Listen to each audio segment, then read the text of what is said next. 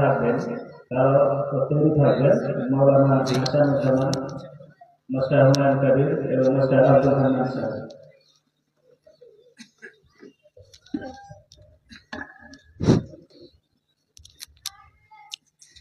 আসসালামু আলাইকুম ওয়া রাহমাতুল্লাহি ওয়া বারাকাতুহু। নাহমাদুহু ওয়া নুসাল্লি আলা রাসূলিহিল কারীম, আম্মা বাদ, ফাআউযু বিল্লাহি মিনাশ শাইতানির রাজীম। বিসমিল্লাহির রহমানির রহিম। وَكَذَا رَبُّكَ أَلَّا تَعْبُدُوا إِلَّا إِيَّاهُ وَبِالْوَالِدَيْنِ إِحْسَانًا إِمَّا يَبْلُغَنَّ عِندَكَ الْكِبَرَ أَحَدُهُمَا أَوْ كِلَاهُمَا فَلَا تَقُل لَّهُمَا أُفٍّ وَلَا تَنْهَرْهُمَا وَقُل لَّهُمَا قَوْلًا كَرِيمًا।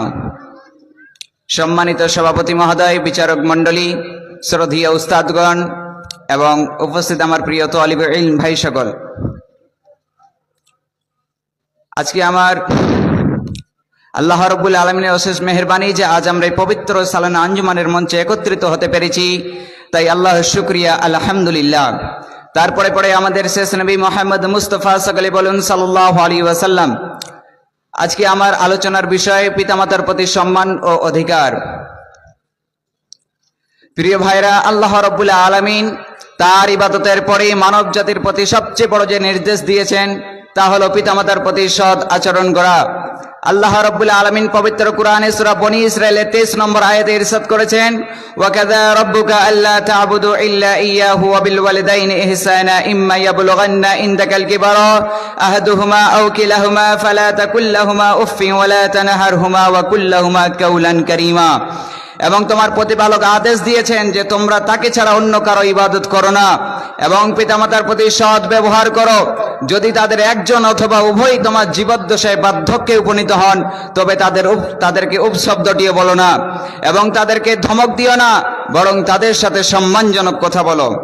একটু খেয়াল করুন, আল্লাহ রাব্বুল আলামিন সামান্য ছোট্ট একটি উপশব্দ বলতে বারণ করেছেন, কারণ এই ছোট্ট শব্দটি তাদের মনে কষ্ট দিতে পারে। এবং এই আয়াতে আল্লাহ রাব্বুল আলামিন তার ইবাদতের পরে তাদের প্রতি অর্থাৎ পিতামাতার প্রতি ইহসান অর্থাৎ সৎ ব্যবহারের কথা বলেছেন।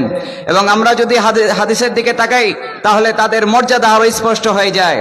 হযরত আবু হুরায়রা রাদিয়াল্লাহু তাআলা আনহু হতে বর্ণিত, তিনি বলেন যে রাসূল সাল্লাল্লাহু আলাইহি ওয়াসাল্লামের কাছে একজন ব্যক্তি আসলেন।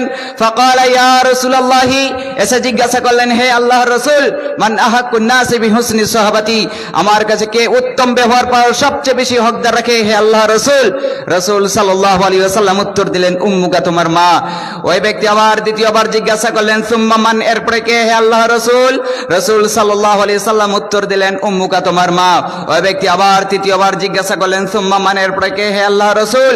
রাসূল সাল্লাল্লাহু আলাইহি ওয়াসাল্লাম উত্তর দিলেন, উম্মুকা, তোমার মা। ওই ব্যক্তি আবার চতুর্থবার জিজ্ঞাসা করলেন, সুম্মা মান, এরপরে কে হে আল্লাহর রাসূল?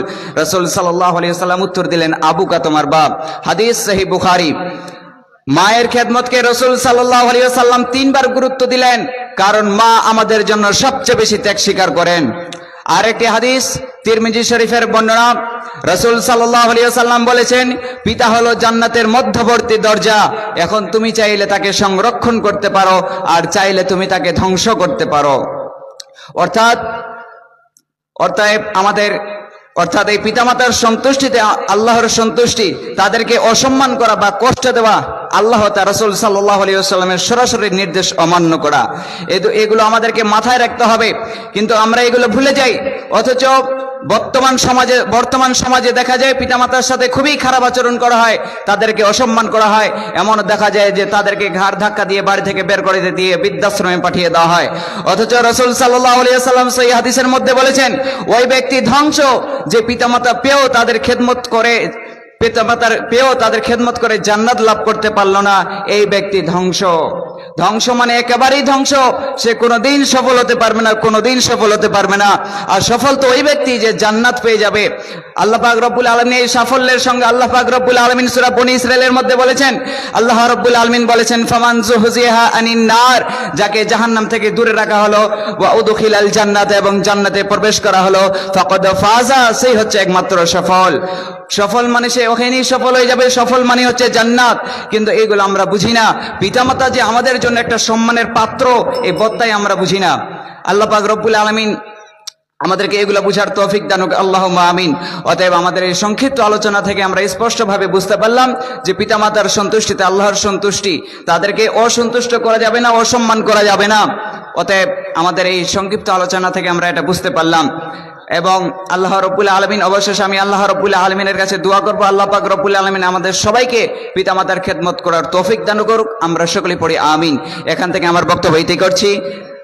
আমিন ওয়া আখিরি দাওয়ানা আনিল হামদুলিল্লাহি রাব্বিল আলামিন। আসসালামু আলাইকুম ওয়া রাহমাতুল্লাহি ওয়া বারাকাতুহু। মাশাআল্লাহ, আমরা মাতা পিতার গুরুত্ব বা মর্যাদা